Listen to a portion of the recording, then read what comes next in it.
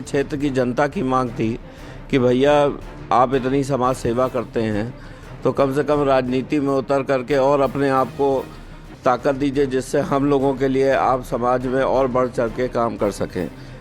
Plus आज जितनी भी पार्टियां हैं, जो धरती है वो दी हुई तो कांग्रेस पार्टी की ही है। तो इसी कारण मैंने कांग्रेस पार्टी को चुना है। अब अनिल सिंह मौजूदा विधायक है, भाजपा से विधायक है, तो देखिए क्षेत्र की जनता ने उनको बसपा से चुना था, तो कहीं ना कहीं तो उन्होंने जनता को धोखा देने का काम किया है। सारी बातें जनता के आगे होगी, बाकी जिताना या हराना तो जनता के हाथ में होता है। नमस्कार, मैं हूं अशोक कुमार यादव। आप देख रहे हैं INF इंडियन न्यूज फ्रीक्वेंसी। पूरे उत्तर प्रदेश में इस समय राजनीतिक चहलकदमी बहुत जोरों पर है। आप अगर लखनऊ आए तो लखनऊ में इस समय उत्सव ही उत्सव आपको दिखाई पड़ेगा। खास तौर पर जो राजनीतिक पार्टियों के कार्यालय हैं, उन कार्यालयों के बाहर नेताओं का जमावड़ा है टिकट लेने के लिए। जिसको टिकट मिल गया वो खुश है, जिसको नहीं मिला वो लाइन पर लगा है।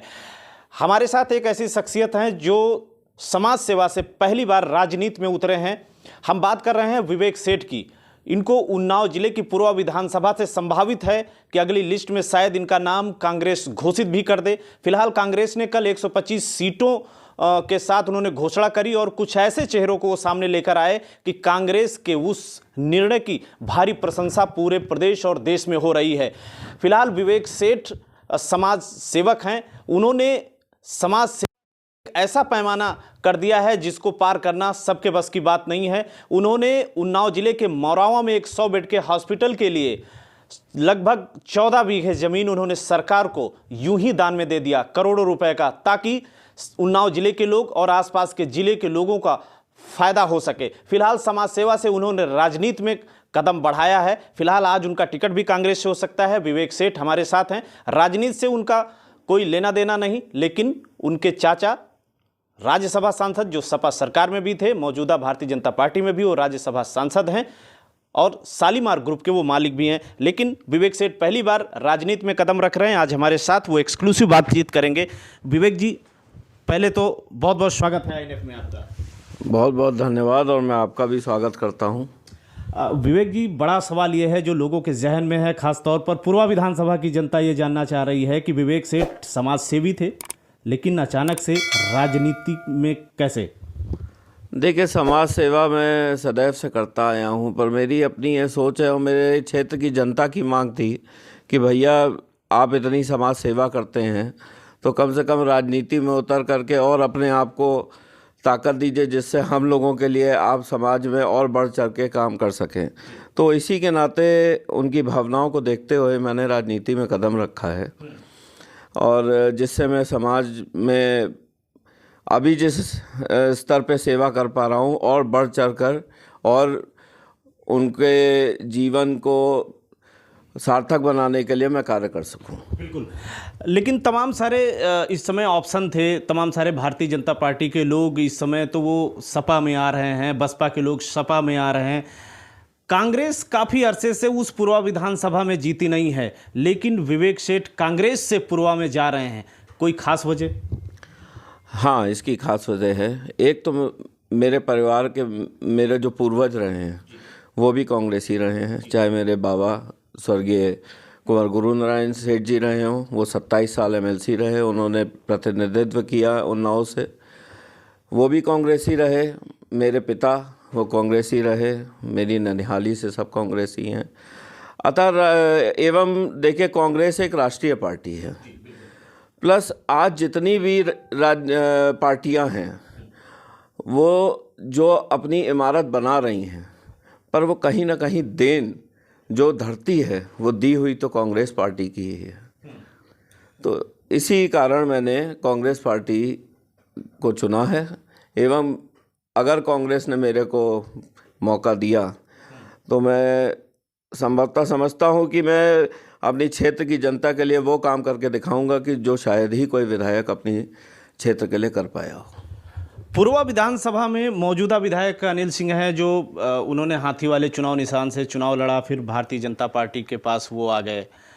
पूर्व विधायक उदयराज भी वहाँ पे हैं, जो 20 सालों तक वहाँ पे विधायक रहे हैं। विवेक सेठ को ना सिर्फ भारतीय जनता पार्टी से लड़ना है, बल्कि पूर्व विधायक उदयराज यादव जो आपके साथ तमाम बार वो शरीक रहे हैं तमाम सारे सोशल कामों में, आपकी लड़ाई उनसे भी है, तो कैसे इस फाइट को आप कर पाएंगे वहाँ पूर्व विधानसभा में? कुछ मुश्किल नहीं लग रहा है? देखिए, ये तो राजनीति है, और अगर मैं ये सोच करके चलूं कि अनिल सिंह हैं जो मौजूदा विधायक हैं, और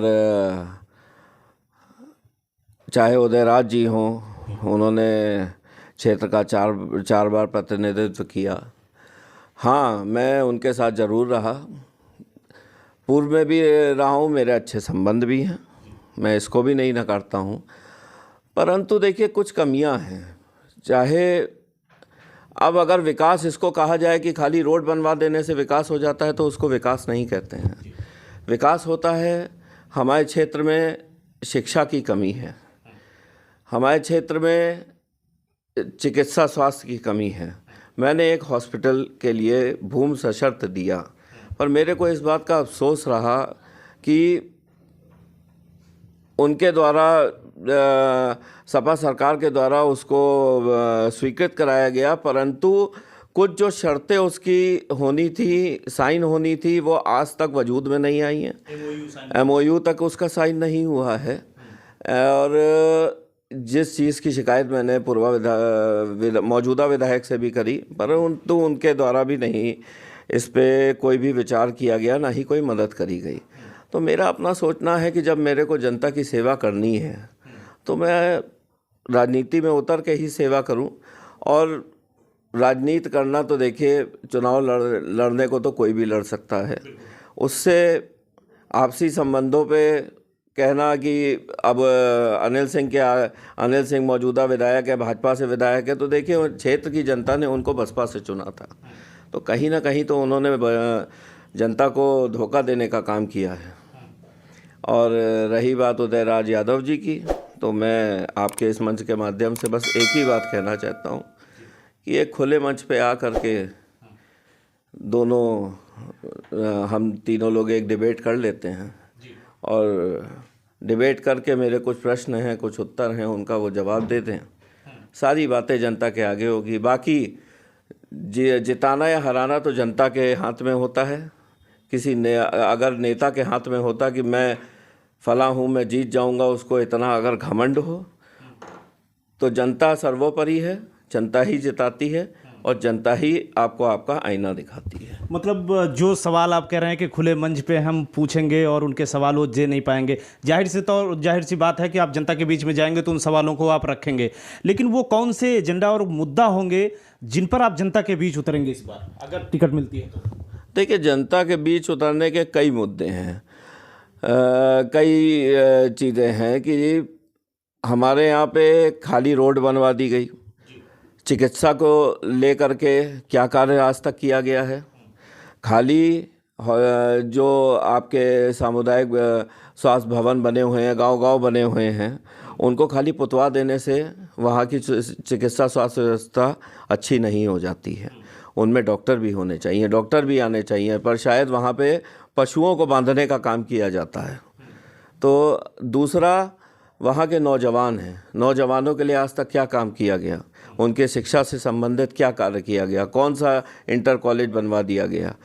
और अगर किसी तरह से वहाँ का नौजवान पढ़ लिख भी जाता है तो उसके रोज़गार के लिए क्या कार्य किया गया है? कौन सी इंडस्ट्री लगाई गई है?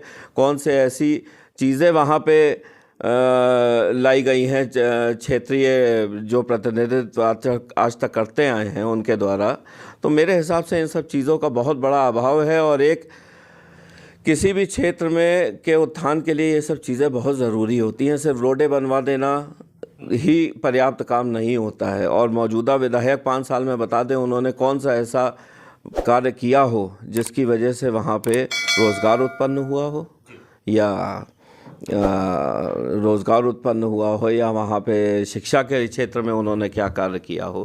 तो मैं उनसे ये सवाल करना चाहता हूँ कि अभी कोरोना पीरियड भी था, तो कोरोना पीरियड तक में तो मैंने उनसे निवेदन किया, वो 100 बेड का हॉस्पिटल भी नहीं खोल पाए।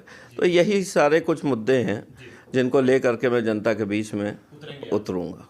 तो आप अचानक से समाज सेवा से आप राजनीति में आ गए, जो तमाम आपके चाहने वाले हैं, जो आपके लोग हैं, वो किस के लिए अभी तक क्या कुछ आपने तैयारी कर रखी है? देखिए, मेरे यहाँ पे जो मेरा अपना कार्यालय है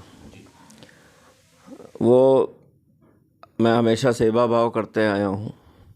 मेरा कार्यालय आप पूरी विधानसभा में मालूम कर लीजिएगा, एक ऐसा कार्यालय है जहाँ पे बसपा का भी आदमी आके बैठता था, कांग्रेस का भी आदमी आके बैठता था, समाजवादी का भी बैठता था, भाजपा का भी बैठता था।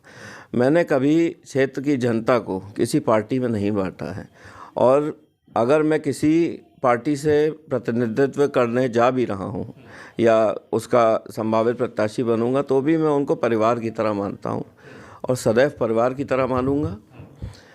बस यही मेरा कहना है, यही कुछ चीज़ें हैं जिनको।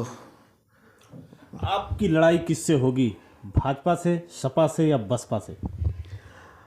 मेरी लड़ाई शायद मेरी विचारधारा से ही होगी कि जो मैं जनता के लिए कार्य करना चाहता हूँ, अब बस यही देखता हूँ कि जनता मेरे को कितना सफल बनाती है। और मैं जनता से यही निवेदन करूँगा कि एक बार मौका दे के देखें। पूर्व में भी मेरा परिवार, मेरा ख़ानदान वहाँ की जनता के लिए करता आया है, और अगर मेरे हाथ में ताकत देती है तो विकास क्या होता है ये मैं क्षेत्र की जनता को करके दिखाऊंगा। कहना बहुत आसान होता है, उसको धरातल पे लाना भी आवश्यक होता है। तो बहुत बहुत धन्यवाद सर हमसे बातचीत करने के लिए। तो ये विवेक सेठ हैं जो कि संभावित प्रत्याशी अभी हो सकते हैं कांग्रेस के पूर्व विधानसभा उन्नाव से। फिलहाल जो मौजूदा विधायक वहाँ अनिल सिंह हैं, जो पूर्व विधायक उदयराज हैं, कह रहे हैं कि अगर खुले मंच पे हमारी डिबेट हो जाए तो कुछ ऐसे सवाल हैं जिसका जवाब ना तो पूर्व विधायक के पास है, न वर्तमान विधायक के पास है।